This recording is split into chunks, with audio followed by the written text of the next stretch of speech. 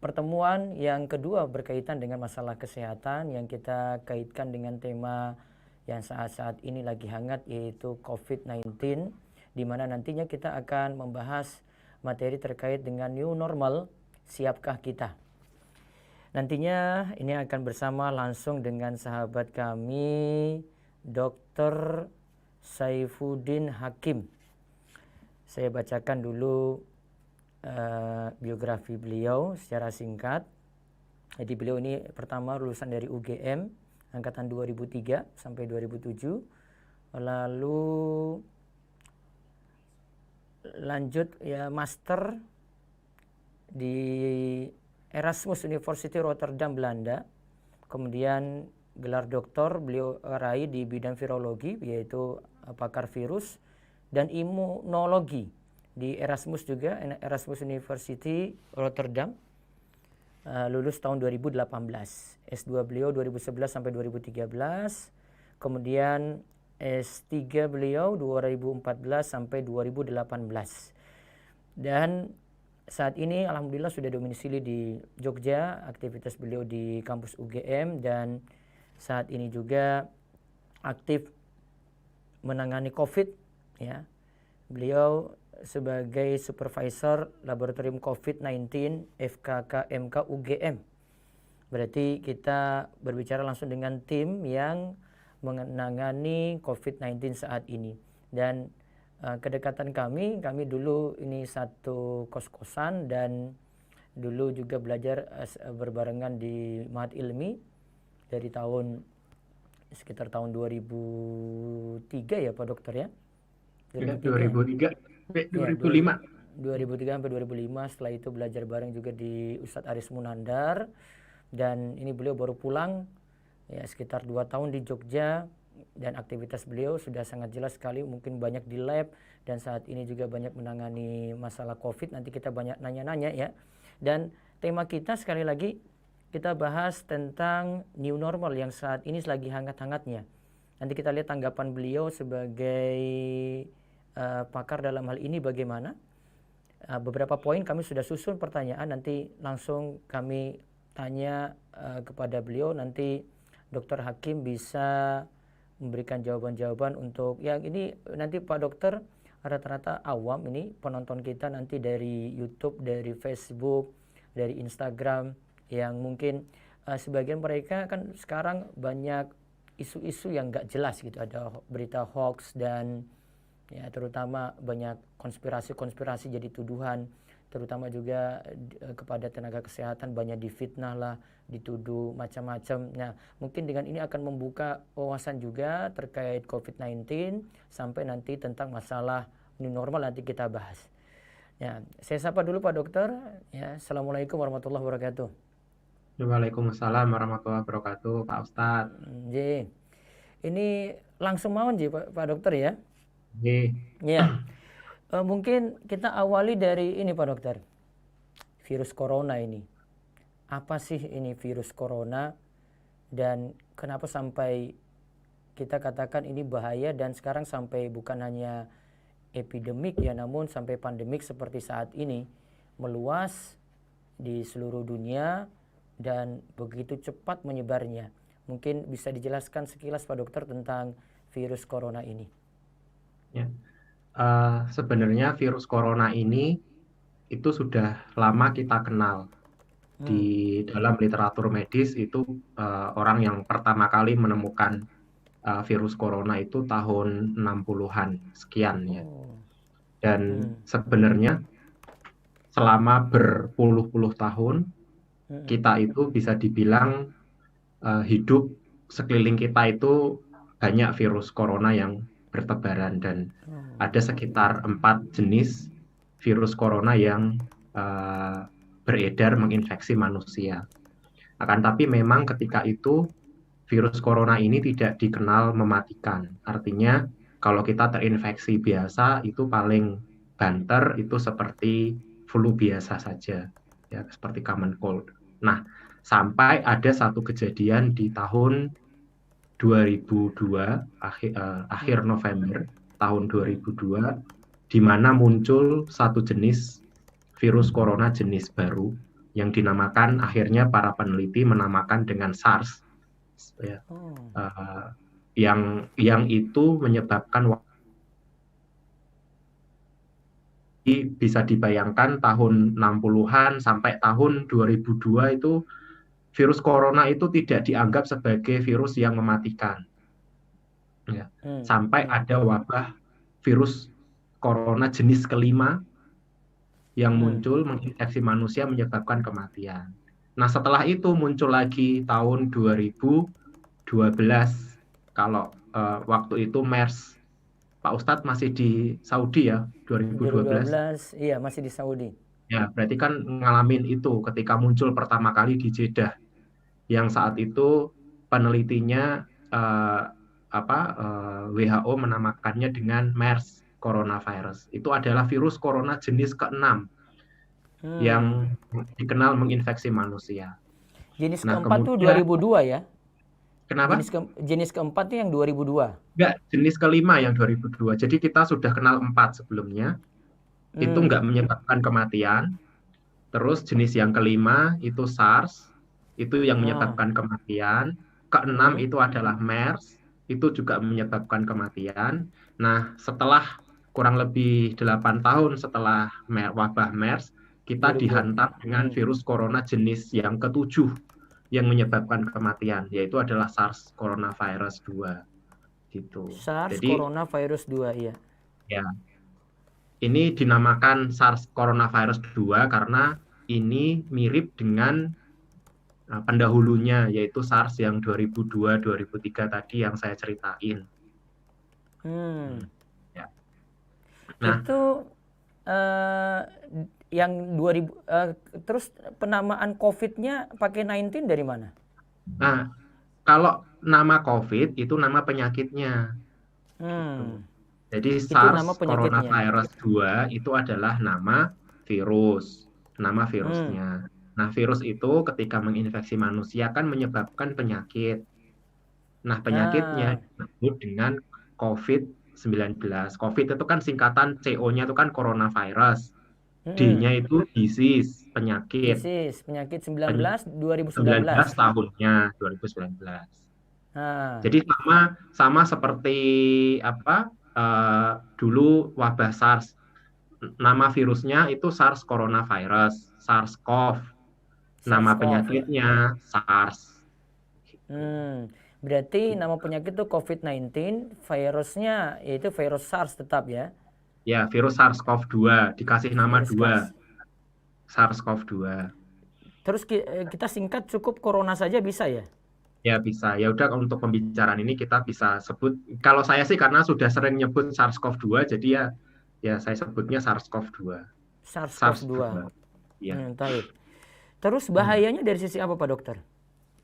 Ya nah kita itu kan berarti sampai hari ini kita sudah ada 3 kali wabah besar karena virus corona. Ya, yang tadi yang saya ceritain 2002, kemudian 2012, kemudian 2019. Ya. Nah, sebenarnya pada awal-awal wabah virusnya ini kan sebenarnya mirip dengan 2002, yang SARS 2002. Ya, kurang lebih kalau di tataran gennya ya, itu kurang lebih 80% masih mirip dengan virus SARS sebelumnya. Nah, sehingga awal-awal itu para ahli mungkin memprediksi wabahnya tidak separah yang kita lihat sekarang. Termasuk saya di awal-awal wabah itu saya termasuk yang mungkin ini nanti endingnya akan sama dengan wabah SARS 2002. Wabah SARS 2002 itu awalnya itu bulan November 2002 ya. Nah, kemudian wabahnya itu dinyatakan selesai oleh WHO itu pada bulan Juli 2003. Jadi kita wabah itu sekitar berapa bulan tuh Pak Ustadz? Dari November sampai Juli. 2 tambah 6, 8 bulan ya. lah. 8 bulan ya. Iya, 8 bulan. Jumlah negara yang terkena itu 29 negara ketika itu. Sekitar 29. Indonesia masuk dengan ya? Jumlah, ada laporan kayaknya. Nah, termasuk jumlah kasus yang total di semua negara selama Hmm. 8 bulan itu sekitar 8.000 kasus, tidak sampai 9.000, 8 ribuan lebih. Hmm. Ya. Iya, Nah, terus? sehingga waktu itu awal-awal wabah SARS CoV-2 ini atau wabah COVID ini, waktu itu saya juga melihat gitu, oh ini kan virusnya SARS ya, masih mirip gitu. Oh mungkin nanti profilnya akan sama dengan wabah sebelumnya. Tapi ternyata prediksi atau dugaan saya itu melesetnya sangat jauh sekali. Mengapa sekarang ini kalau kita lihat saja itu jumlah negara yang terinfeksi itu sudah 200-an lebih. Ya, dibandingin dengan dulu wabahnya itu cuma berhenti pada sekitar 30-an negara, 20 Ya, ya, ya 29 29 tadi ya. 30. Ya. Iya. Kemudian jumlah pasiennya udah jauh berbeda. Kalau Hmm. dulu itu pasiennya mentok di angka 8.800-an, Hmm. ya, selesai. Sekarang kita mungkin udah lebih dari 5 juta orang seluruh dunia terinfeksi. Ya Allah. Jadi Hmm. jadi profil pandeminya itu jauh berbeda. Ya. Iya. Nah, itu mengapa kok bisa Hmm. wabahnya itu kok skala wabahnya itu kok bisa jauh berbeda? Karena ada perbedaan profil. Yang pertama adalah uh, kalau kita melihat angka kematian karena COVID itu kan jauh lebih rendah, ya, Iya. dibandingkan dengan SARS atau MERS. SARS itu angka kematiannya 10-15%, Pak Ustadz, yang meninggal. Hmm. Kemudian kalau MERS itu lebih tinggi lagi. MERS itu angka kematiannya 35%. 35%. Ya, dan MERS itu berhenti di kasus 4 ribuan kasus seluruh dunia ketika itu. Jadi lebih rendah jumlah kasusnya. Iya. Nah, sehingga orang itu pada awal-awalnya itu tertipu. Wah, ini kan SARS, COVID ini kan angka kematiannya cuma 4%. Hmm. Banyak yang sembuh sendiri. Kan kita sering melihat narasi-narasi seperti itu kan. Iya. Ini kan orang bisa sembuh sendiri kok nggak usah khawatir. Ya, bahkan narasi semacam itu tersebar di media sosial, di media-media mainstream gitu. Padahal kalau dari sudut pandang virologis atau epidemiolog, virus Iya. kalau angka kematiannya kecil, justru wabahnya sulit dihentikan. Oh, kalau kematian kecil malah Wabah sulit sulit ya nih. Hmm. dihentikan. Mengapa? Virus yang cerdas itu adalah virus yang tidak membunuh manusia. Mengapa? Karena dia butuh manusia untuk hidup. Oh. Ya kan? Tanpa ada manusia, dia tidak punya inang untuk bertahan hidup. Ya kan? Hmm. Nah, oleh karena itu, dulu ketika wabah MERS katakanlah, yang angka kematiannya 35%, orang itu kalau terinfeksi MERS kan dia jelas sakit itu. Dia mesti ke rumah sakit. Kalau Ya sekarang ada kan? OTG ya. Ya, dia jelas ke rumah sakit, Hmm. kemudian karena dia itu butuh perawatan, Hmm. itu kan dia akan mencari pertolongan ke rumah sakit, dan ketika di rumah sakit, dia akan diisolasi di rumah sakit. Hmm. Sehingga kemungkinan dia untuk menyebar ke orang-orang di sekitarnya itu kecil. Karena begitu dia terinfeksi, itu dia udah tahu kalau dia sakit. Hmm. Kemudian dia mencari pertolongan ke rumah sakit. Hmm. Nah, Hmm. pada kasus COVID ini, 80-an% lebih ya, itu adalah orang-orang yang gejalanya ringan. Artinya apa? Dia itu bisa jadi sudah terinfeksi, tapi infeksinya ringan, tidak berat. Sehingga apa? Sehingga dia tidak merasa sakit. Kemudian ditambah dengan narasi bisa sembuh sendiri. Hmm. Nah, akibatnya dia tetap jalan-jalan ke pasar, ke mall, ke toko, ya. Akhirnya apa? Akhirnya dia menular ke orang-orang di sekitarnya. Dan kita dalam sejarah wabah, angka kematian yang kecil itu adalah salah satu tanda bahaya kalau itu menjadi pandemi. Hmm. Ya, karena apa? Karena virus itu kalau misalkan bunuh orang, ya udah dia selesai, dia nggak punya ininya. Sehingga profil wabahnya itu dulu berbeda. Kalau SARS sama MERS itu wabahnya banyakan terjadi di rumah sakit. Begitu dia masuk rumah sakit, kemudian dia nularin pasiennya di sekitar rumah sakit misalnya. Tapi kan wabah di rumah sakit itu mudah untuk diatasi. Dia Iya. ada di lingkungan tertentu kan. Nah, kalau wabah COVID ini kan karena pasiennya kemana-mana gitu. Akhirnya yang terjadi adalah wabah di komunitas, di masyarakat. Iya. Dulu wabah SARS sama MERS itu 50-60% kasusnya itu terjadi rumah sakit, wabah rumah sakit atau hospital outbreak. Jadi 8.000 kasus tadi, hampir separuhnya itu wabahnya terjadi di rumah sakit. 4.000-an. Sehingga mudah diatasi. Ya, itu virus yang kedua sehingga menyebabkan wabah ini meluas adalah orang yang menderita COVID itu ternyata dia bisa menularkan virusnya sebelum dia muncul gejala. Menularkan virus sebelum muncul gejala ya. Berbeda dengan SARS. SARS itu dia baru bisa menularkan virusnya ketika dia sudah muncul gejala. Jadi kalau misalnya saya hari ini terkena, kemudian misalnya 5 hari kemudian saya muncul gejala katakanlah demam, batuk gitu ya.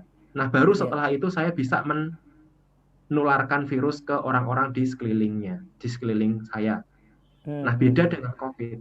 COVID itu ketika orang itu belum muncul gejala, padahal dia sudah terinfeksi, kan ada istilah periode inkubasi ya Pak Ustadz ya dalam penyakit. Periode inkubasi itu adalah periode dari sejak seseorang itu terpapar suatu penyakit, suatu agen infeksi, dalam hal ini virus, sampai dia muncul gejala. Nah, rata-rata inkubasi dari COVID-19 ini adalah 14 hari. 14 hari rata-rata itu ya.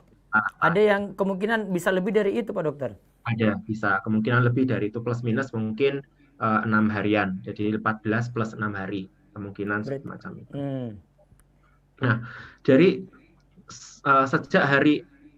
sejak dia itu belum muncul gejala, dia itu sudah bisa menularkan virus ini di sekelilingnya.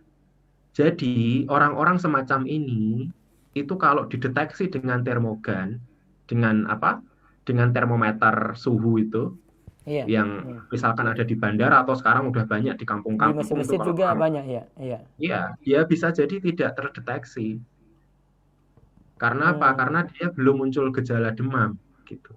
Jadi ini yang membuat virus SARS-CoV-2 atau yang menyebabkan COVID-19 ini kemudian wabahnya bisa meluas seperti sekarang ini gitu. Itu dari dua karakteristik yang paling menonjol dari yang sangat mungkin untuk menyebabkan virusnya. Kembali ke tadi masalah angka kematian. Sebenarnya kan saat ini juga di Afrika sana kan juga ada wabah Ebola. Wabah Ebola itu angka kematiannya bahkan lebih tinggi lagi Pak Ustadz, 55%. Angka kematiannya 55%. Iya. Tapi kita dengar nggak masyarakat sekarang ada wabah Ebola? Nggak ada, kita belum ini. Nggak ada. Mengapa? Karena angka kematiannya di angka kematiannya tinggi, sehingga orang tuh kalau terinfeksi mati, dia nggak sempat lagi menularkan ke orang sekitarnya kan. Jadi wabah Ebola itu baru epidemik saja, nggak meluas ke epidemik ya. Status wabah Ebola itu epidemi, dia hanya terbatas di Afrika. Dan mungkin juga ada sebagian impor kasus ke US, ke Eropa saya kurang pasti, tapi yang jelas dia terlokalisir di Afrika. Epidemi statusnya, wabah, tapi hanya terlokalisir di suatu wilayah tertentu atau di benua tertentu. Jadi gitu. Jadi wabah itu kalau semakin tinggi angka kematiannya dari sudut pandang WHO misalnya, itu malah lebih gampang ngatasinnya. Lebih gampang ya. Ngatasinnya kalau angka kematian kecil malah sulit. Malah lebih sulit untuk di ini. Ini yang kita lihat sekarang. Terus asal virusnya dari mana kalau begitu? Dari yang COVID-19 ini? Ya, jadi sebenarnya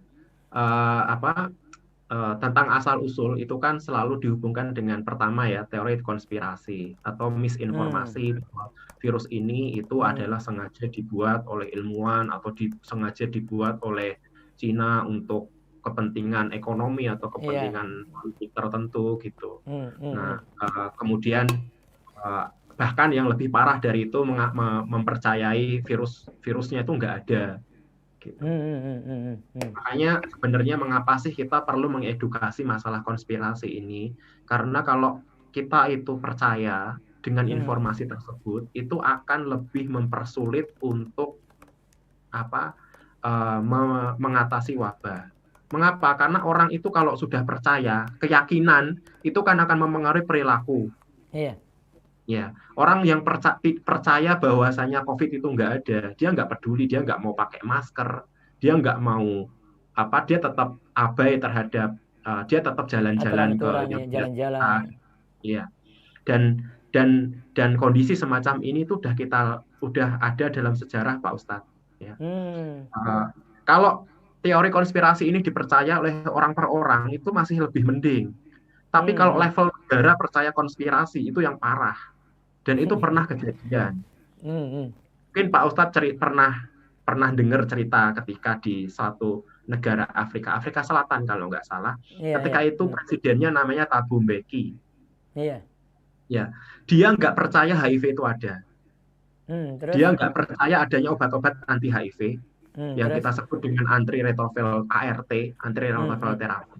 Dan Hmm. dia intinya nggak percaya HIV itu ada.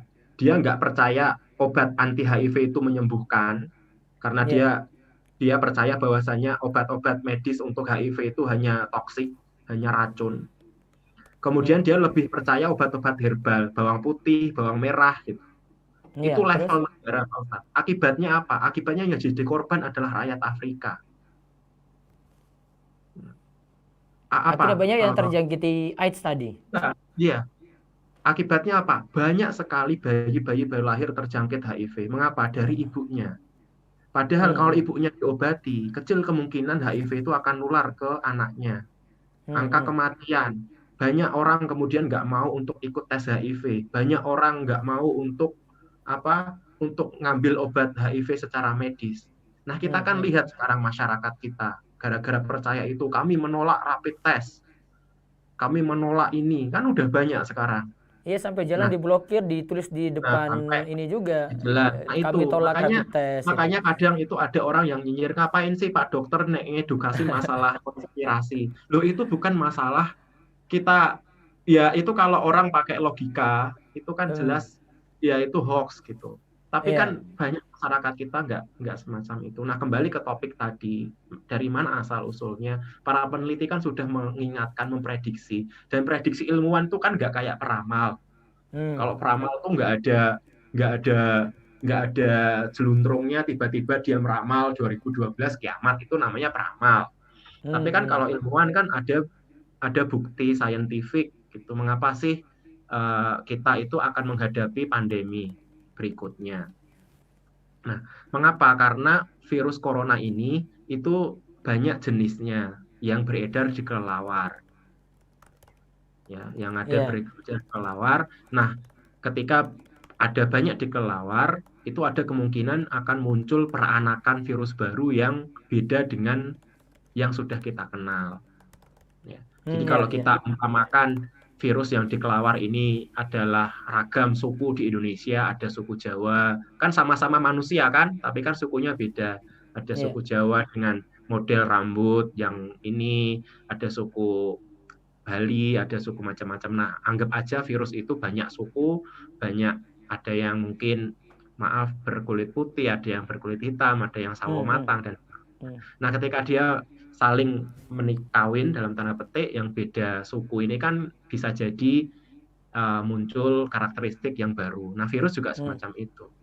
Nah, karakteristik virus yang baru ini bisa jadi tidak dikenal oleh tubuh manusia sebelumnya sehingga dia bisa menimbulkan masalah gitu. Dan saya ingin menekankan prediksi munculnya wabah corona ini tidak hanya disampaikan oleh Bill Gates. Iya.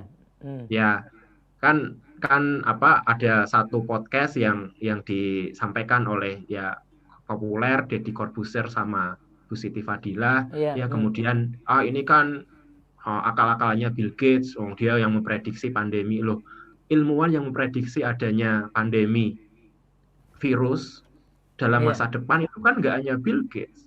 Di banyak literatur medis, di jurnal medis itu bertebaran orang-orang yang meneliti virus itu udah bisa memprediksi.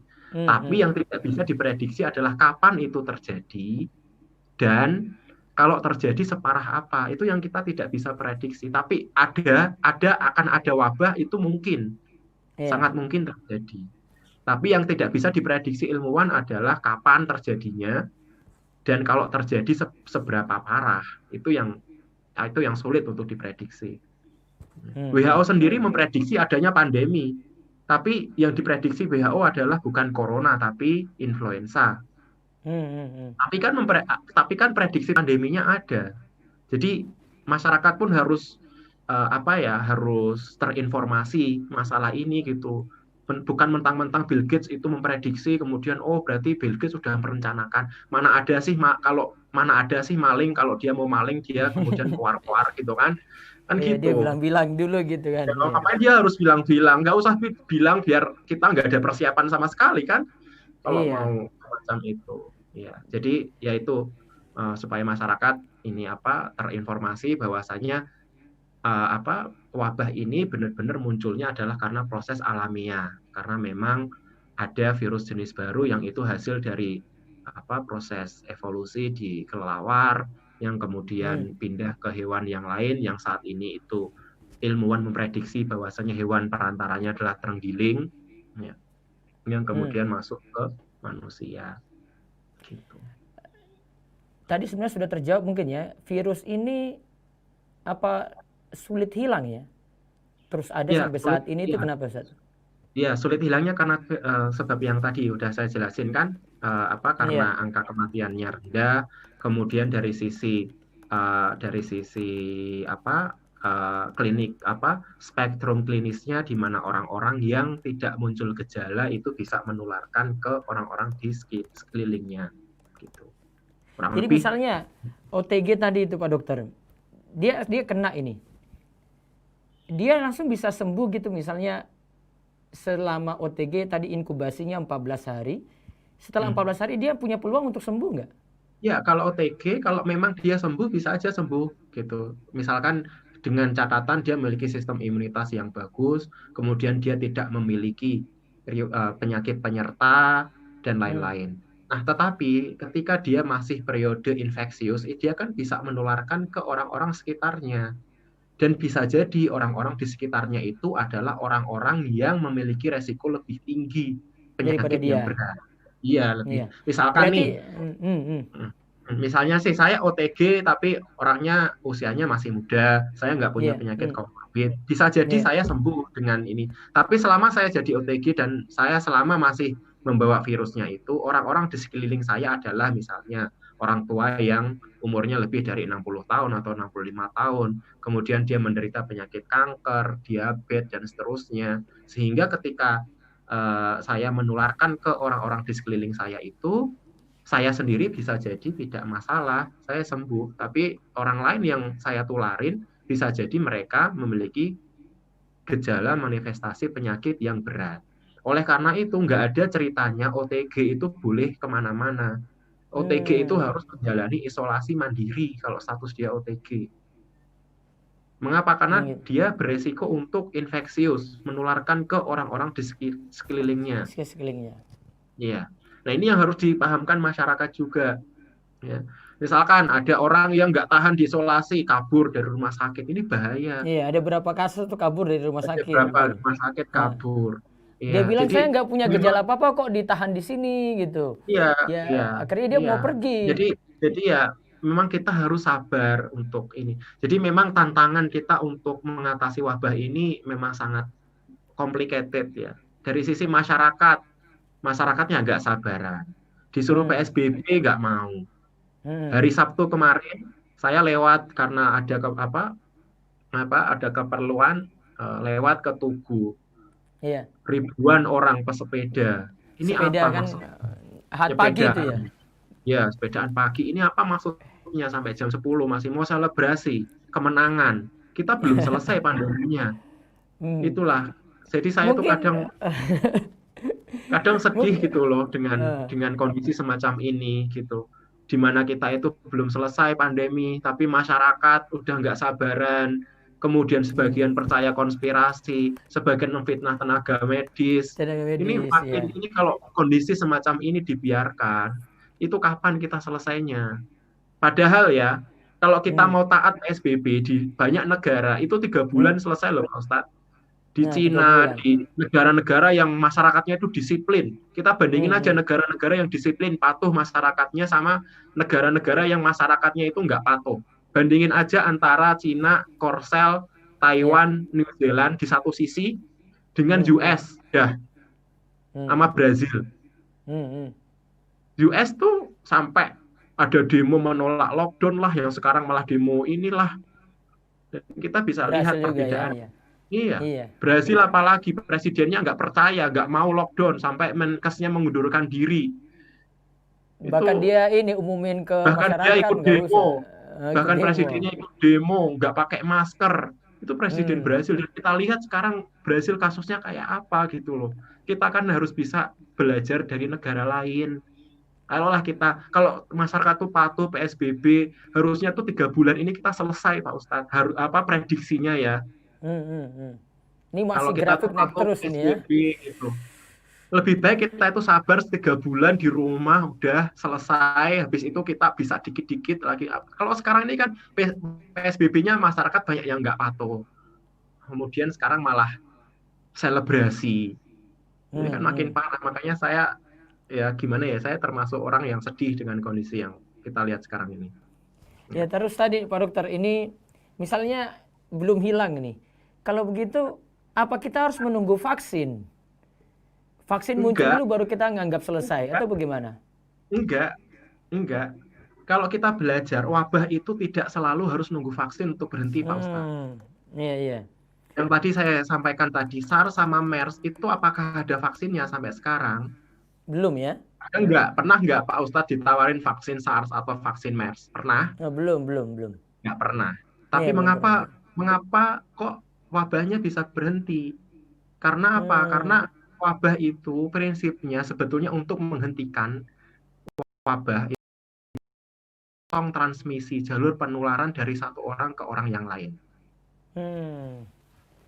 Karena Gitu tadi ya. virus itu kan hanya bisa hidup kalau dia itu nemu orang yang bisa diinfeksi. Nah, kalau jalur transmisinya itu bisa diputus, maka sebenarnya kita bisa menghentikan wabah, kita disiplin. Makanya wabah SARS sama MERS itu kan bisa diatasi dengan misalnya isolasi. Hmm. Isolasi Hmm. itu adalah orang yang jelas-jelas dia terinfeksi virus, dia Iya. harus diisolasi di rumah sakit. Iya. Kemudian ada istilah karantina. Karantina itu orang yang sudah dianggap terpapar virus, dia Hmm. harus dikarantina meskipun hasilnya belum ada. Misalkan dia itu belum terbukti positif, tapi dia sudah apa jelas dia terinfeksi. Misalnya ada satu jamaah masjid yang terbukti positif. Iya. Hmm. Masjid itu jamaahnya ketika itu 200 orang. Maka 200 orang itu mau dia tuh positif atau enggak, dia harus Karantina dikarantina. semuanya. Iya, dikarantina. Nah, kemudian itu karantina. Kemudian ada yang lebih luas lagi, yaitu isolasi wilayah, ya, Hmm. atau yang kita kenal dengan ada kalau di dalam apa itu yang kita kenal PSBB atau apa lockdown yang lebih benar-benar menutup. Ya. Hmm. Hmm. Hmm. Kemudian adalah ada pembatasan mobilitas penduduk. Iya. Jadi orang yang di apa yang belum wilayah-wilayah yang belum terkena wabah maka dia menutup akses dari wilayah-wilayah yang sudah terkonfirmasi wabah. Makanya kan banyak negara itu dia ketika ada wabah itu kan dia menutup akses penerbangan dari dan ke Cina kan. Iya, iya. Hmm. Nah, nah makanya mengapa kalau Pak Ustadz tahu Donald Trump itu marah Itu kan karena Donald Trump itu pada awal-awal terjadinya wabah outbreak itu kan dia belum nutup penerbangan dari Cina Penerbangan ke kan. Cina, iya. Heeh. Iya. Sehingga dia Dan nuduh itu Cina terus. ya dia dan itu adalah atas saran WHO. Makanya dia marah besar sama WHO. Kamu nu gimana sih di awal wabah kamu nyuruh aku nggak usah nutup gitu. Sekarang aku kena wabah makanya kan sampai ya otot-ototan tuh sampai dia ya gitulah itu adalah intrik global. Tapi prinsipnya itu. Hmm. Yang kita lihat sekarang misalnya New Zealand. New Zealand itu udah zero cases, nol kasus. Tapi dia tetap nutup penerbangan internasional. Hmm, hmm, hmm. Ya gitu. Jadi semacam itu. Kemudian juga ada usaha yang lain yaitu identifikasi hewan pembawa. Hewan juga ya. Iya. Karena apa? Karena kalau misalkan hewan pembawanya itu masih bawa virusnya, kan masih ada kemungkinan masih ada infeksi dari hewan ke manusia. Jadi kan infeksinya nggak Hmm. akan berhenti. Jadi prinsipnya adalah memutus transmisi. Makanya dan apa dan memutus transmisi ini ya harus benar-benar kita lihat hasilnya gitu. Baru kita menerapkan yang kita bahas sore ini yaitu new normal. Jadi Hmm. sampai kita nggak perlu nunggu vaksin Jadi nggak untuk selamanya nunggu menerapkan vaksin ya. Tapi kalau selamanya. kira-kira kalau sekarang kan banyak penelitian mau menyelesaikan ini dengan vaksin. Vaksin itu emangnya cepat Pak Dokter? Uh, dalam kondisi normal membuat vaksin itu kan lama ya karena ada studi pendahuluan di laboratorium, kemudian di mana di hewan coba, kemudian baru masuk ke uji klinis di manusia gitu. Hmm, hmm. Ya. Dan itu pun uji klinisnya juga ada beberapa fase Pak Ustadz. Jadi ada fase 1, fase 2, dan fase 3. Jadi kalau udah lolos fase 3 baru bisa diedarkan ke manusia. Itu yang di Nah, berita-berita bilang sudah ditemukan itu apa? maksudnya ditemukan itu masih tahap pengembangan. Jadi itu Hmm. maksudnya baru misalkan dites di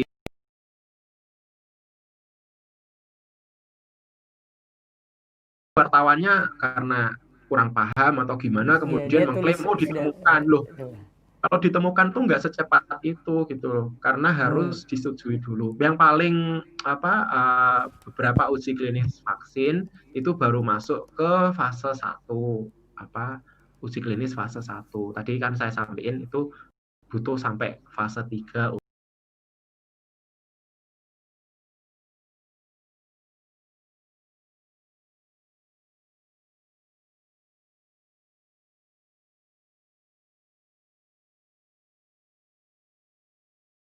untuk diuji cobakan. Nah, meskipun demikian, ini kan kondisi emergensi, kondisi wabah. Ya. Kalau misalkan saya awalnya termasuk yang dugaan saya gini Pak Ustadz dulu awal-awal wabah ya.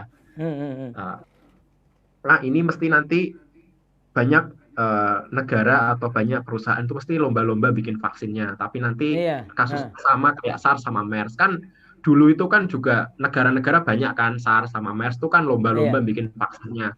Tapi Hmm, hmm. begitu kasusnya nggak ada kan nggak bisa diterusin lagi kan.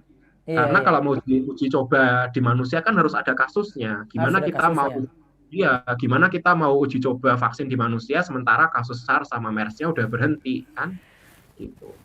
Padahal dulu itu SARS itu bisa 30-an lebih kandidat, MERS itu 40-an lebih kandidat vaksin diuji coba. Tapi nggak Hmm. ada kelanjutannya gitu. Nah, tapi dengan kondisi sekarang ini ya, di mana tadi uh, penularan itu sudah semakin meluas ke Hmm, lebih hmm. dari 200 negara. Hmm. Kemudian di sebagian negara itu kondisinya juga enggak lebih baik, termasuk di negara kita. Kalau nggak salah hari ini kita rekor peningkatan kasus tertinggi kan 1.000 lebih penambahan kasus positif hari ini. Padahal dulu 900. Ini paling tinggi sekarang Iya, ini. 900 sekarang 1.000 lebih kan, 1.030-an Hmm. berapa penambahan kasus nasional. Itu yang paling tinggi sekarang berarti hari ini ya. Iya, hari ini kayaknya menembus rekor. Ya, Nah, padahal itu rekor baru. setelah dibuka ya mulai new Iya, normal. iya, iya. Jadi dan meskipun demikian banyak ilmuwan atau saintis itu ingin paling cepat itu adalah sekitar 1,5 sampai 2 tahun lagi mungkin. Kalau ini nggak bisa dikendalikan Untuk apa? wabahnya. 1,5 sampai 2 tahun itu vaksinnya? Untuk sampai selesai vaksinnya bisa disetujui. Sampai kita Berarti benar-benar dipercepat itu ya? apanya? Berarti Bukan dipercepat dipercepat, itu? tapi tetap kita tetap kita uji coba di manusia. Karena kan ini sudah ada beberapa kandidat yang masuk fase 1, mungkin fase 2 ya. Iya. Jadi kalau uji klinisnya bisa cepat dan hasilnya efektif, itu makanya saya bilang tadi adalah yang paling optimis, saya bilang. Kalau Di, tidak ada di kegagalan. Indonesia berarti di Bio Farma. Kalau di Indonesia itu sekarang leadernya adalah Eijkman untuk pengembangan vaksin rotavirus. Di, Pengembangan vaksin rotavirus, vaksin COVID. nah, itu Bio Farma bukan? Eijkman itu lembaga peneliti independen, Independen ya. tapi pasti akan kerjasama dengan Bio Farma juga. Terus ini Pak Dokter, kalau begitu dengan cerita-cerita tadi dan tren hari ini pun terlihat tinggi sekali ya untuk kasus yang bertambah. Kalau begitu menurut jenengan sendiri new normal gimana kalau gitu mau diterapkan? Sudah pas atau belum? Ini jawaban jujur atau jawaban untuk menenangkan masyarakat? Ini biasanya masyarakat lebih senang untuk. Jadi kalau kita mau ngikutin saran para ahli itu kan sebetulnya WHO itu kan ngasih syarat kan kapan sih kita boleh masuk new normal. Iya. Jadi kita itu boleh masuk dalam new normal jika kita telah, bentar ya saya tak ngambil contekan biar nggak salah. Ya. Kalau kita bisa menekan angka penularan. Angka penularan itu kalau bahasa yang sering di masyarakat itu kan R0 atau R0 kalau sering. Apa itu R0 itu? Saya belum paham dari kemarin-kemarin. Jadi R0 itu adalah jumlah kasus sekunder ya, yang terinfeksi, jumlah kasus baru yang berasal dari kasus primer. Jadi misalnya gini, kalau misalkan saya terinfeksi, kemudian saya nularin ke 3 orang di sekeliling saya, nah maka R0-nya itu adalah 3. Nah, 3 orang yang saya tularin ini kan kalau R0-nya 3, sebenarnya bacanya R0 ya, bukan R0, tapi untuk memudahkan aja. Nah, kalau R0-nya ini itu 3, R0 ya, bacanya R0 bukan R0. Nah, kalau terus. misalkan 3 kan berarti dari 1 jadi 3, 3 jadi 9, 9 jadi 27. Nah, kalau selama R0-nya itu lebih dari 1, maka pandemi itu belum selesai. Kita tidak boleh memasuki new normal. Iya. Terus? Ya kan? Nah, kita boleh masuk new normal itu kalau R0-nya itu kurang dari 1. Ini aturan dari WHO atau apa tadi? Iya, WHO ya? Bukan saya. Tapi dari sisi epidemiologis itu juga masuk akal gitu. Karena apa? Karena kalau R0-nya itu masih lebih dari 1, artinya kan kasusnya akan nambah terus. Iya. Ya enggak? Ya, kalau R0-nya itu lebih dari 1, kasusnya itu akan nambah terus. Dan itulah yang kita lihat sekarang. Jumlah pertambahan kasus di Indonesia itu belum mencapai puncaknya. Dari sejak kasus pertama bulan Maret sampai hari ini kan kalau lihat rata-rata penambahan kasus di misalkan yang sering kita lihat di Facebook itu kan kawal COVID ya, yang sering nampilin grafik. Itu kan kalau Pak Ustadz lihat kan grafiknya naik terus. Iya, nggak ada pernah ini. Nggak ada pernah turun. Cuma mungkin masalah penambahan turun, nanti penambahan ada 500, ada 700, 900, sekarang kan 1.200 gitu kan. Iya, gitu. Jadi itu yang pertama. Nah, kemudian kita harus punya sistem untuk identifikasi dan isolasi, kemudian pengujian pelacakan yang bagus. Ini seperti yang dilakukan oleh Korsel. Kan tadi Pak Ustadz ada orang-orang yang tidak ada gejala tapi dia infeksius. Ya. Nah, orang tanpa gejala ini itu kan dia tidak masuk skema untuk dites PCR kan? Kalau di Indonesia, orang yang kalau berdasarkan edaran itu yang dites PCR itu kan orang yang statusnya ODP atau PDP, ya kan? ODP atau PDP. Orang-orang yang ada kontak erat dengan ini misalnya, tapi dia OTG misalkan, itu kan nggak masuk dalam skema PCR. Iya. Nah, padahal bisa jadi dia sudah tertular, kemudian dia menularkan ke orang lain gitu. Jadi seharusnya yang harus dilakukan oleh pemerintah adalah menambah kapasitas tes, tidak hanya pada ODP, tapi juga pada kontak-kontak erat Iya. yang terkena, yang ini. Itu yang dilakukan oleh Korsel. Korsel itu prinsipnya 3T, tes, tracking. Yang dilakukan Korsel itu adalah tes massal, tes, tracking, dan treatment. Jadi dia tracking dan treatment. Ya, tes. Jadi tes, kemudian orang-orang yang terbukti positif ini dia dicari kontak eratnya, dia kontak dengan siapa aja. Nah, orang-orang yang berkontak erat ini juga dites juga. Kalau dia terbukti positif, meskipun nggak ada gejala kan dia bisa langsung diisolasi. Intinya kan menghentikan penularan transmisi. Iya. Gitu loh. Oleh karena itu angka tes PCR di Korsel itu termasuk yang paling tinggi di dunia. Ya. Makanya dia berhasil mengendalikan. Nah, angka tes PCR di Indonesia itu termasuk yang paling rendah di dunia. Tidak lebih dari 1/1000 penduduk. Ini masalahnya. Gitu loh. Loh, gimana kita menerapkan new normal padahal kapasitas testing kita aja masih segitu. Gitu. Nah, itu yang harusnya dijadikan pertimbangan. Nah, gimana kita bisa melacak orang-orang yang OTG, yang enggak ada gejala tapi dia adalah orang-orang yang harusnya kontak erat gitu kan. Nah, karena nanti kalau kita kapasitas testingnya aja hanya menyasar ke PDP atau ODP, ya gimana gitu. Ya. Katakanlah kalau kita mau nyamain Korsel mungkin sebulanan yang lalu itu mereka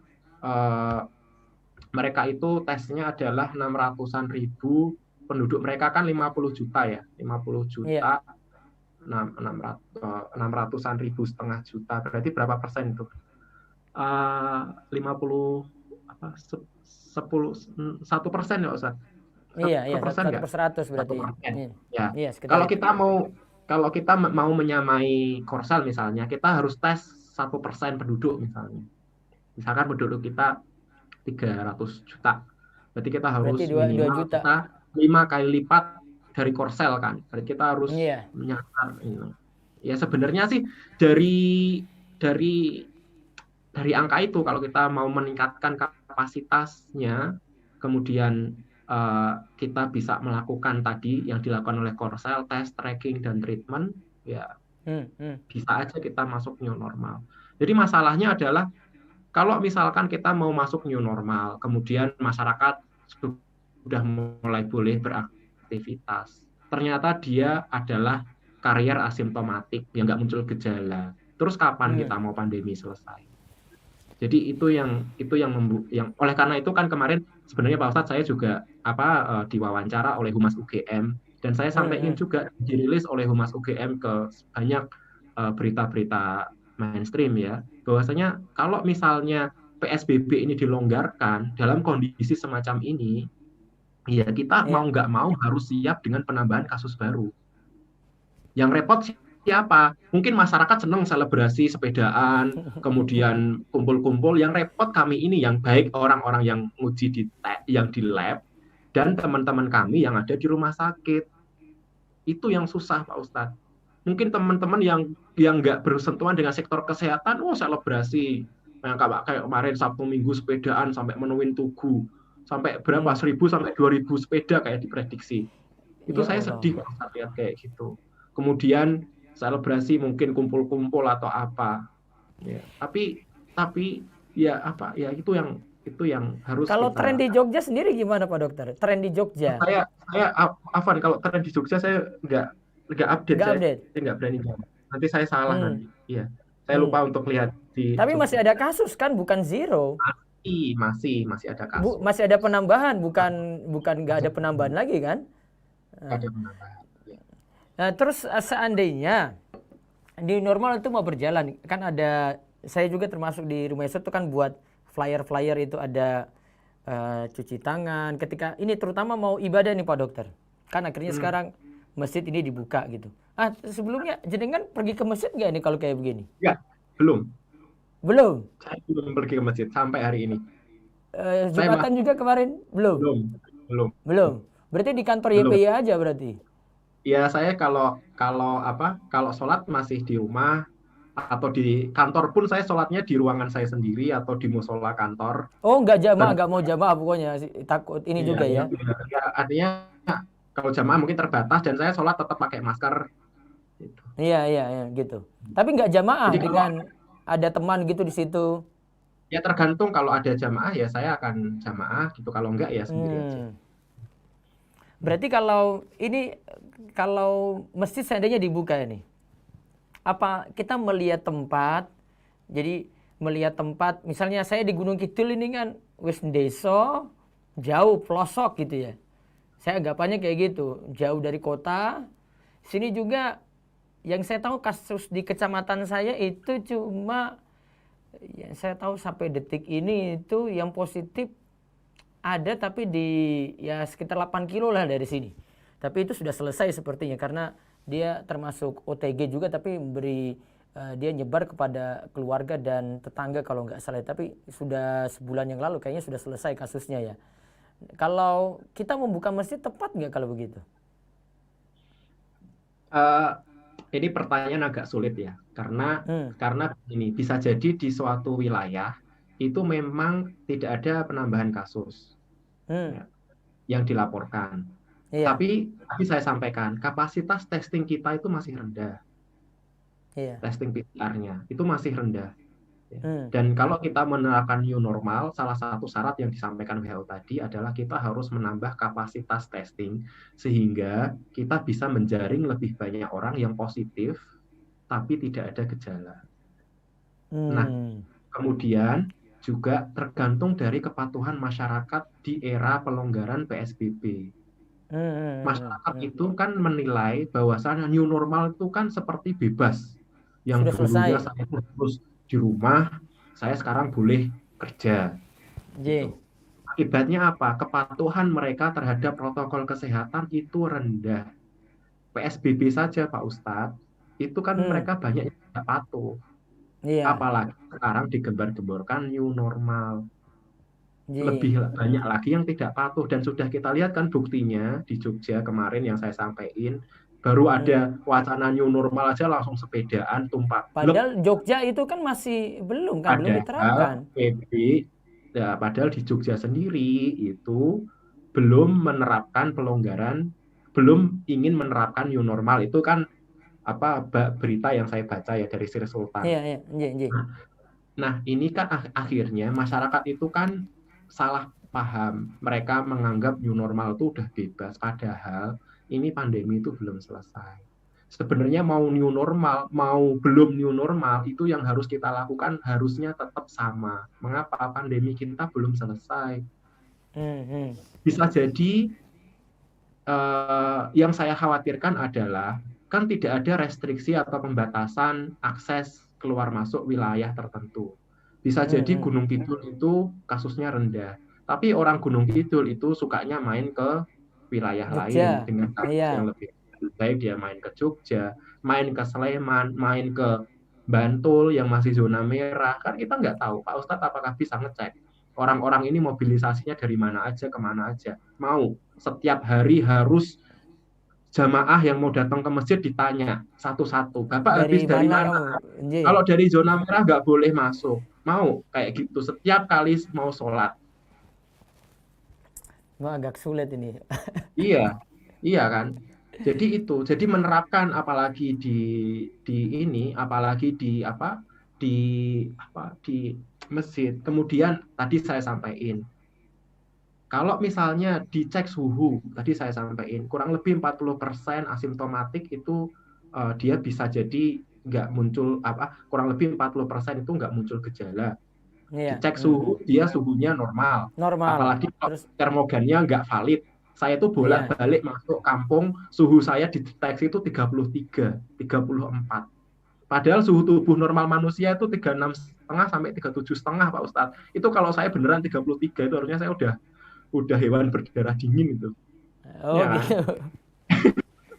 Makanya saya tuh kadang ketawa masuk kampung, oh Mas suhunya 32, 33, saya cuma nyengir aja. Lewat aja, bablas aja. Iya, ini masih harus dikombinasi apakah alat pengukur suhunya itu belinya itu yang benar atau yang enggak itu.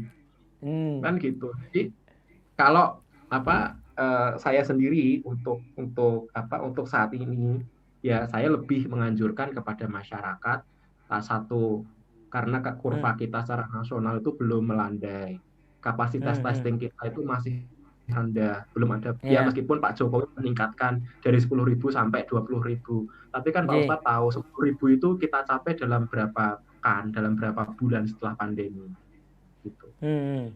Kemudian Terus akses kalau mobilitas hmm. Hmm. mobilitas penduduk dari wilayah zona merah, zona kuning, apakah ada pembatasan? Nggak ada. Hmm. Bahkan Hmm. orang itu bisa masuk Jakarta tanpa SIKM. Banyak Sekarang kan ya. berita-berita yang dia Oh, berhasil, berita-berita. ya maksudnya Lolos ya. saya lolos lah maksudnya gitu. Yang saya baca di berita ada sebagian orang lolos, kemudian setelah ketahuannya setelah di Jakarta dia tanpa SKM kemudian harus dikarantina. Itu kan artinya untuk wilayah yang ada pembatasan ketat saja masih orang tuh masih bandel, apalagi kalau Hmm. tidak ada pembatasan. Jadi dengan kondisi saat ini,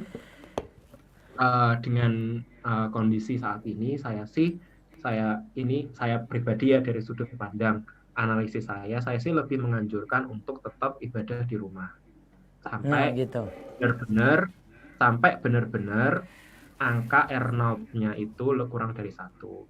Nah, angka R0 atau tadi yang saya sampaikan itu kan sebagian wilayah atau ini kan, oh ini di wilayahku R0-nya udah kurang dari 1 gitu. Iya. Cuma Hmm. saya sendiri masih ragu dengan klaim seperti itu. Mengapa? Bisa menentukan angka R0 kurang dari 1 itu kalau kapasitas testing kita itu bagus gitu. Tinggi, Dia bagus itu ya. bisa melacak kontak tracingnya bagus, kemudian orang-orang yang benar-benar kontak dengan orang ini bisa diidentifikasi, baru kita Iya. bisa mendapatkan R0 yang valid atau hampir mendekati valid lah. Baik. Nah, kalau di kondisi saat ini, itu saya terus terang agak ragu dengan klaim sebagian orang bahwasanya di suatu wilayah itu R0-nya kurang dari 1. Saya Kalau tidak begitu, tidak tidak memastikan ya, tapi saya hanya agak meragukan data tersebut. hmm. Terus ini Pak Dokter, ya taruhlah saya ini sering keluar-keluar misalnya mau belanja, ya terus sebagian kita juga ke masjid gitu, kan dianjurkan sekali tetap pakai masker gitu ya. Terus mau masuk lagi ke rumah ya segera cuci tangan, terus jaga jarak gitu. Nah manfaatnya apa ini biar masyarakat tahu ini kenapa sampai repot-repot kayak terutama masker mungkin ya, karena saya sendiri kalau ke belanja itu masyarakat masih kurang sadar gitu, mungkin cuma berapa orang yang masuk, ada satu dua yang nggak di Jadi supermarket itu kalau yang nggak pakai gitu. intinya itu kan untuk menghentikan penularan. Mengapa harus Hmm. pakai masker? Karena rute penularan utama dari virus itu kan dari pernafasan, dari Iya. Hmm. batuk, Hmm. bersin, bicara, Iya. gitu. Nah, itu Hmm. kan akan mengeluarkan droplet atau droplet nuklei. Nah, kemudian mengapa sih harus sering cuci tangan? Hmm. Karena tangan kita itu kan sering kontak dengan, misalkan kalau kita tanpa masker, kita sering mengusap, menyentuh area wajah. Nah, Hmm. Hmm. kemudian ketika kita ada di area wajah tersebut ada kontaminasi dari virus, yang kalau kita itu ngidap virus tersebut, kemudian kita uh, nyentuh permukaan lain, misalkan gagang pintu atau wilayah tempat-tempat yang lain yang sering disentuh oleh orang gitu kan, Hmm. Hmm. termasuk juga uang, misalnya habis nyentuh hidung kemudian bayar pakai uang tunai. Hmm. Nah, Hmm. itu kan bisa aja nempel di tersebut, sehingga intinya adalah menghentikan semua jalur penularan virus.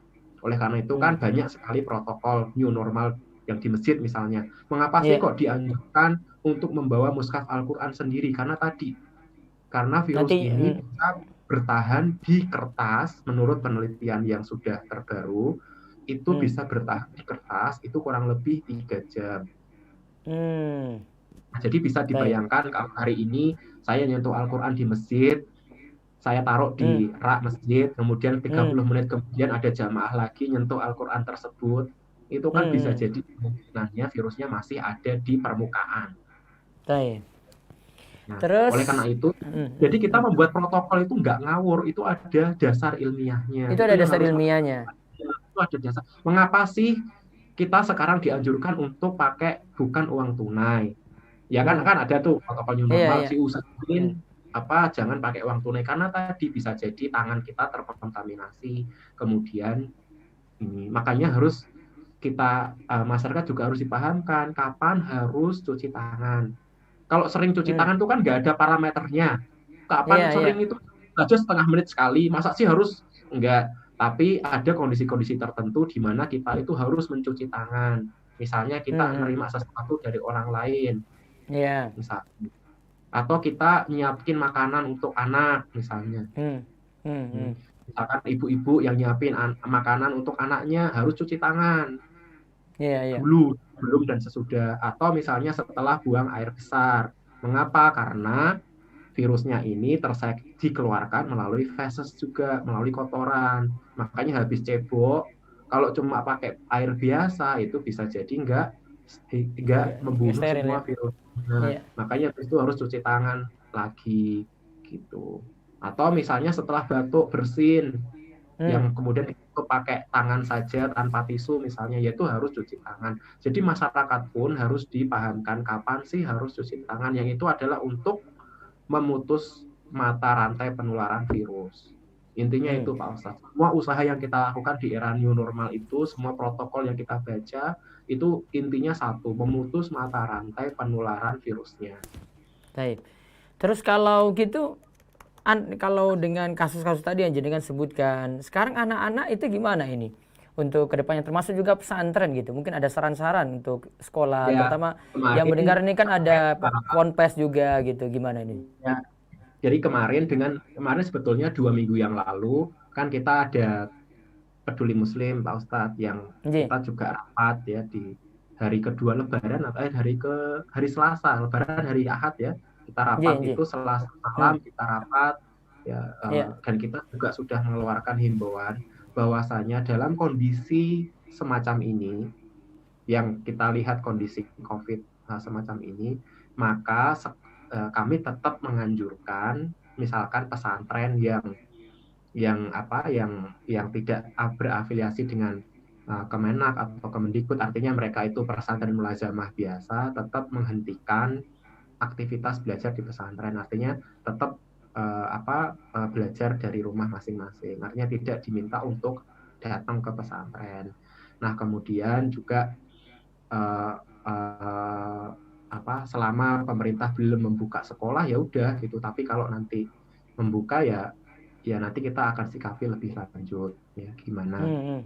Hmm. kapan kita. Tetapi kalau misalnya kita melihat dari himbauan dari Ikatan Dokter Anak Indonesia itu kan paling cepat sekolah itu mungkin bisa dibuka bulan Desember Awal 2020. malah jadi 2021 bisa itu ya awal Oh iya. Januari. Nah, ya, karena pembukaan sekolah dalam kondisi pandemi yang belum terkendali itu resikonya besar, Pak Ustadz. Hmm. Hmm. Hmm. Kita sudah belajar dari negara-negara yang lebih maju daripada kita. Satu, belajar dari Hmm. Perancis. Perancis itu ketika kurvanya udah mulai melandai, ini udah Hmm. mulai Hmm. melandai ya, Sudah mereka mulai. tuh nerapin new normalnya udah bener. Jadi mereka nunggu kurvanya melandai dulu baru new normal. Iya, iya. Hmm. Hmm. Terus? Nah, makanya ini itu kita new normal tapi abnormal sebenarnya. Kalau jadi Terus mereka itu sebenarnya udah nunggu kurvanya melandai. Mereka buka sekolah itu awal Mei Pak Ustadz di Perancis. awal Mei Seminggu malahnya. kemudian sudah mereka buka. Seminggu atau 2 minggu kemudian sekolahnya ditutup lagi. Mengapa ada Kenapa itu? 70 kasus baru di sekolah?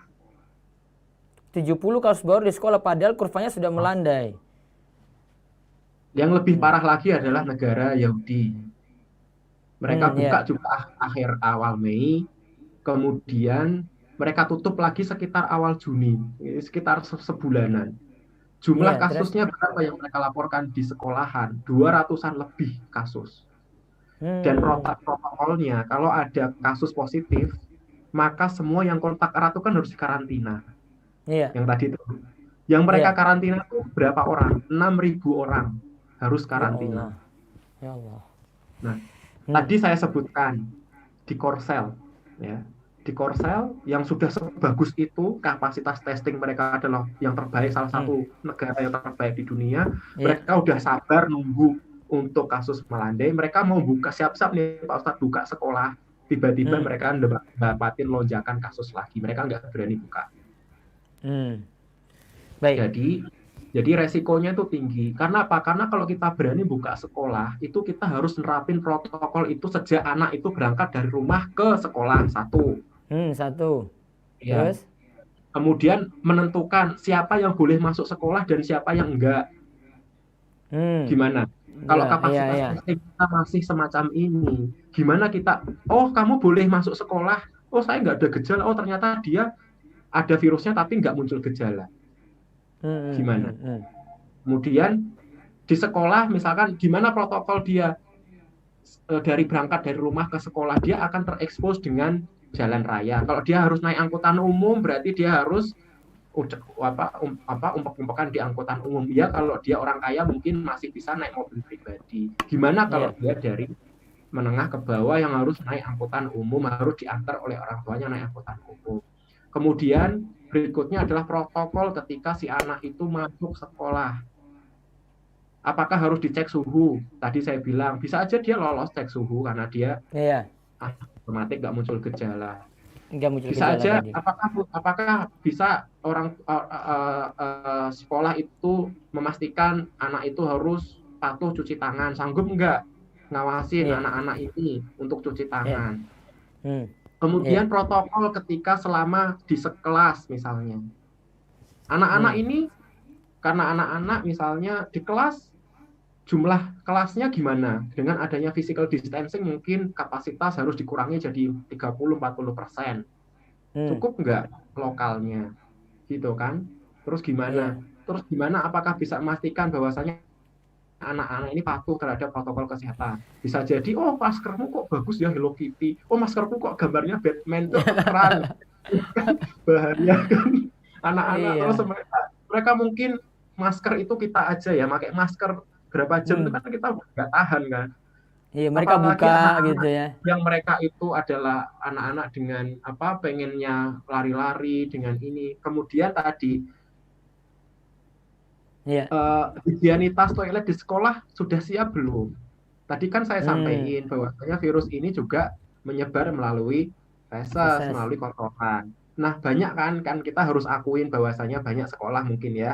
Saya nggak tahu Hmm, kondisi sekarang, saya udah lama nggak lihat SD, SMP, tapi mungkin kondisinya jauh lebih bagus dibandingkan zaman kita hmm, dulu. hmm, hmm, Tapi kalau hmm, misalkan toiletnya nggak bisa jaga kebersihan, anaknya nggak bisa hmm, cebok dengan baik, misalnya, ini hmm, kan masalah. Ya, hmm, makanya kemudian sekolah juga harus menyiapkan langkah. Kalau misalnya tiba-tiba di sekolahan masuk sekolah ternyata ada anak yang tiba-tiba di tengah kelas, di tengah pelajaran, tiba-tiba demam, tiba-tiba iya. sakit. Dia Hmm, udah siap belum polikliniknya? Ada tenaga kesehatannya enggak? Atau apa yang harus dia lakukan? Ini kan semua harus dipikirkan oleh sekolah, baik itu boarding, non-boarding, itu kan harus iya. dipikirkan semua. Nah, Jadi, oleh karena itu, himbauan dari Ikatan Dokter Anak Indonesia sendiri saat ini belum aman untuk membuka sekolah. Dan iya. kami dari tenaga kesehatan, bahkan kita yang dari Peduli Muslim pun, dengan assessment saat ini kita tidak menganjurkan pembukaan sekolah dan pesantren. Iya, taib. Ya, jelas ya Pak Ustadz? J, ini saya baca Ye. dari YouTube ini sudah pada sabar nih mereka ini. Ini jadi pendengar di YouTube ini tolong pahami, ini narasumbernya ini Pak Dokter. Jadi saya banyak nanya karena ini pakar yang beliau ini pakarnya. Jadi saya menerima ilmu dari beliau. Ya, jadi saya nggak banyak komentar ini, saya malah mengkaji karena ini pertimbangan juga untuk saya nanti mau mulai kajian, mau keluar gitu. Jadi tolong pahami, saya nggak usah ngomong di sini gitu ya. Ini pada protes nih, kapan gantian gitu dong. Saya nggak perlu ngomong banyak. Nah, terus gini Pak Dokter, ini ada ini tanggapan yang tadi pesantren ini bagus nih. Menurut saya ini kata Muhid Awabin ini di YouTube, pesantren itu bisa masuk saja. Nanti kan santrinya di rapid test. Terus masuk asrama, di karantina di pesantren setelah itu. Lalu ada sistem protektif di pesantren. Kalau pendekatan logika, kesehatan kita akan takut terus Pak Dokter.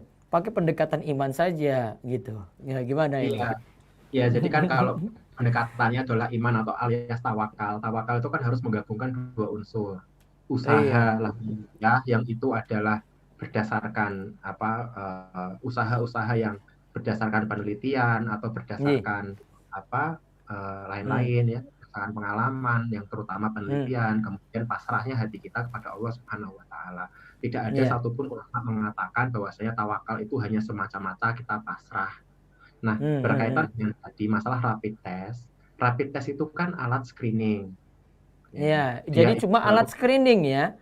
aja dia tidak bisa untuk melihat ya apakah orang itu sudah di dalam tubuhnya itu ada virus ataukah tidak. Makanya Iya. kan tidak ada rapid test itu yang kemudian udah gitu. Mesti kan rapid test positif mesti harus konfirmasi lagi dengan PCR, dengan tes Iya, iya. PCR yang Hmm. Hmm. standar bakunya.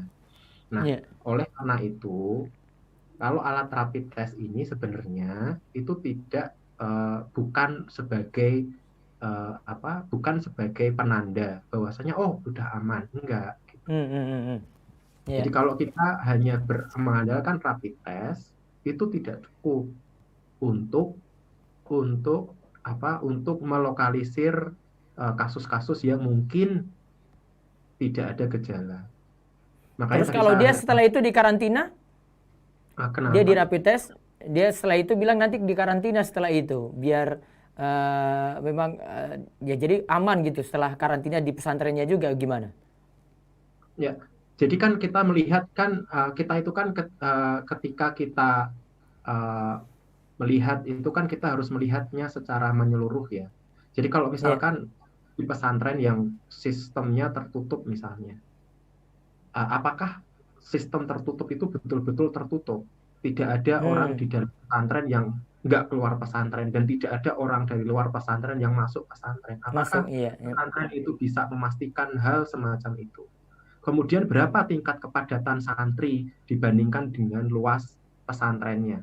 Iya, iya. Baik itu tempat tidur, baik itu toilet, kemudian Iya. baik itu tempat makan, ya Iya. kan, tempat belajarnya bagaimana, masjid, ya kan? Iya. Ketika ketika kondisi semacam ini, ya, kemudian orang-orang ini rapid test bisa jadi dia negatif, padahal seharusnya Hmm. kalau dia di swab mungkin dia positif misalnya, ini kan jadi Hmm, masalah hmm. nanti. Iya. Gitu. Jadi saya sampai saat ini saya tetap menganjurkan kepada masyarakat. Saya tahu masyarakat juga sudah sangat rindu belajar agama. Saya pun juga udah rindu belajar. Ya. Saya juga biasanya punya pengajian di beberapa tempat yang juga masih libur sampai hari ini. Saya juga udah lama nggak ke masjid yang tadi saya sampaikan. Kita semua rindu untuk ke masjid. Tapi dengan kondisi semacam ini saya tidak meminta kaum muslim untuk tetap bersabar. Ya, karena Hmm. kondisi kita saat ini ya masih semacam ini. Kita belum yang tadi saya sampaikan, kita puncak pandemi saja kita belum tahu kapan di Indonesia ini. Baik. Gitu. Ya. Terus kalau dia mau bertanya ini dari Satya Putra Lencana di YouTube, bagaimana konsep herd immunity untuk COVID-19? Apa ini disarankan? Enggak disarankan. Hmm. Ya. Jadi Herd immunity sebenarnya apa itu Pak Dokter? ya herd immunity itu kan kekebalan suatu masyarakat terhadap infeksi Iya. tertentu ya. Hmm. Jadi kan tadi saya sampaikan kalau virus itu masih bisa nular satu dari orang lain kan pandeminya nggak akan selesai. Tapi kalau Hmm. mayoritas orang itu kebal, kan virus itu akhirnya nggak punya tempat untuk hidup, Iya. ya kan? Nah orang kebal dari virus itu kan caranya dua. Hmm. Hmm. Caranya satu, dapat vaksinasi. Iya. Dah itu dalam waktu dekat nggak mungkin. Iya. Cara yang kedua adalah terinfeksi alami kemudian sembuh, Hmm. kemudian dia kebal. Itu Iya. syaratnya infeksi Hmm. alami, kemudian setelah dia terinfeksi alami dia sembuh nggak mati, nggak sakit Hmm. berat, Kemudian setelah Hmm. dia sembuh, dia muncul kekebalan dalam tubuhnya. Hmm. Hmm. Nah, kalau herd immunity secara dengan vaksin itu kan jelas tidak mungkin dalam waktu dekat ini. Nah, kalau mau terinfeksi alami, Hmm. kalau orang tadi agar transmisi ini berhenti, maka mayoritas orang itu harus harus kebal terhadap COVID misalnya. Kita dan syaratnya kan harus terinfeksi alami. Iya. Nah, Harus nah kalau ada korban berapa dulu berarti? ya kan berarti harus ada korban. Oleh Hmm. karena Hmm. itu, hitungan sederhana lah. Saya selalu menyampaikan hitungan sederhana ini ke masyarakat, biar masyarakat itu bisa ngitung. Hmm. Hmm. Iya.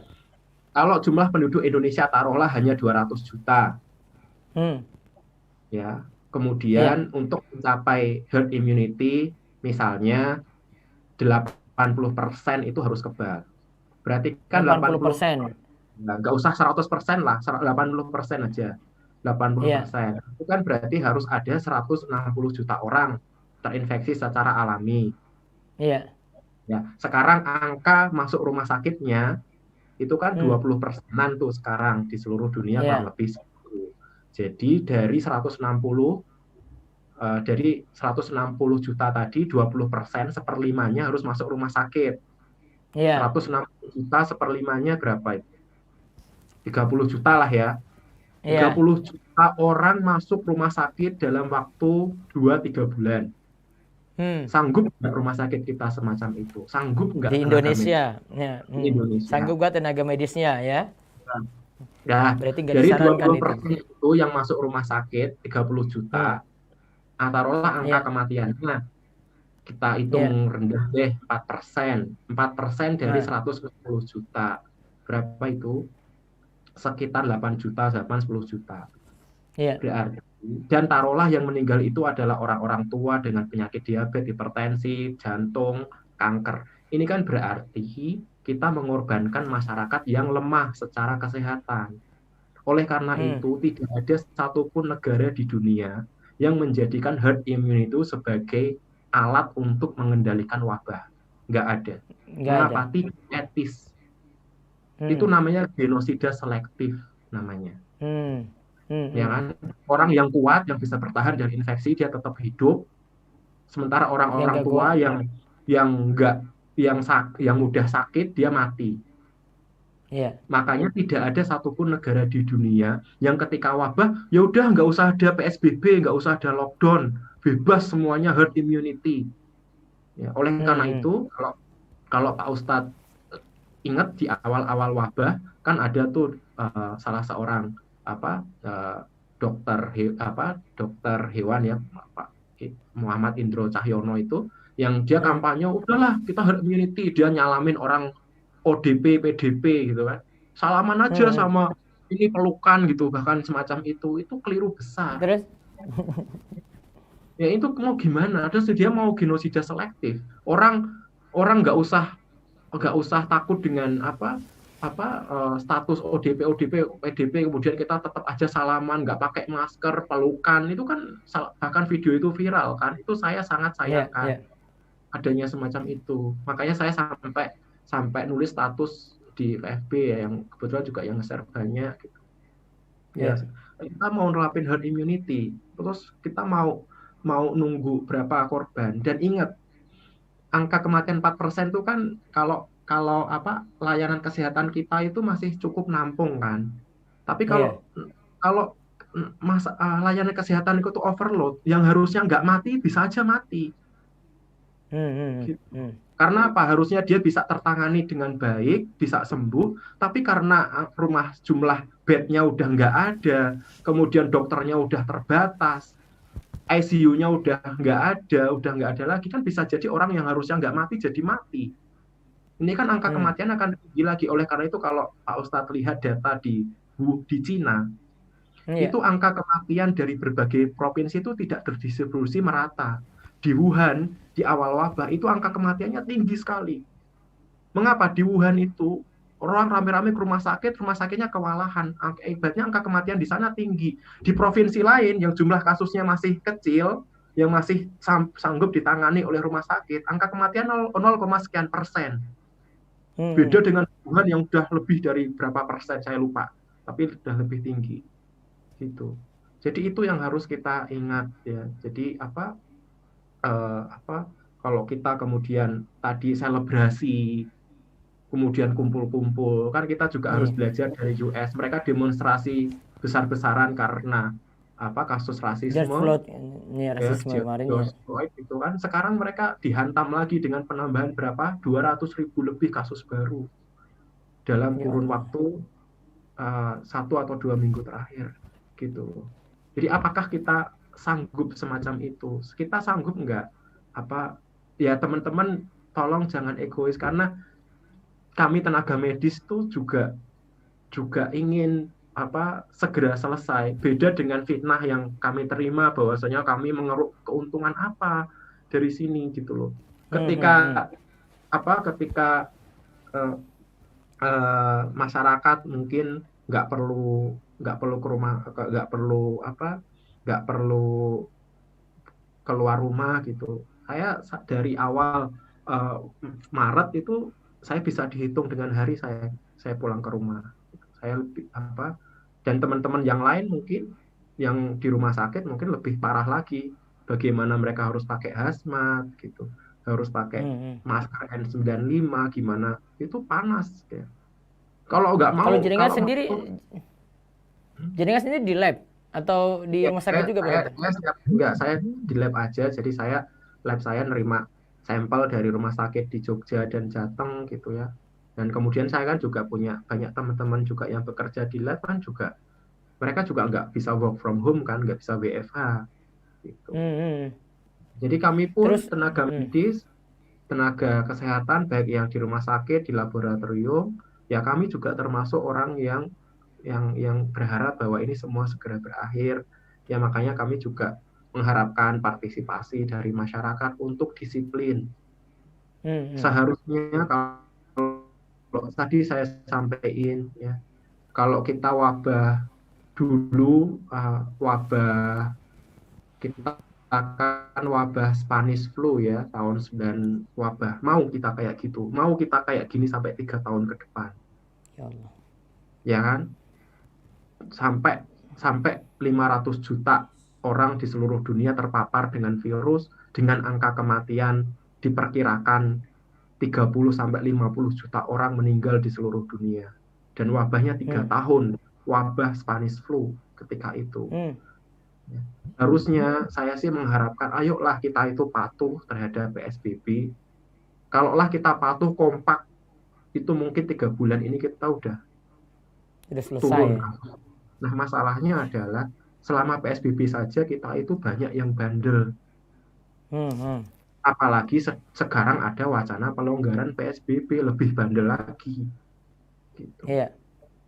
Tapi saya tetap sampaikan kepada kaum muslimin, ya, kita itu tetap berusaha untuk menyampaikan ke masyarakat patuh gitu ya.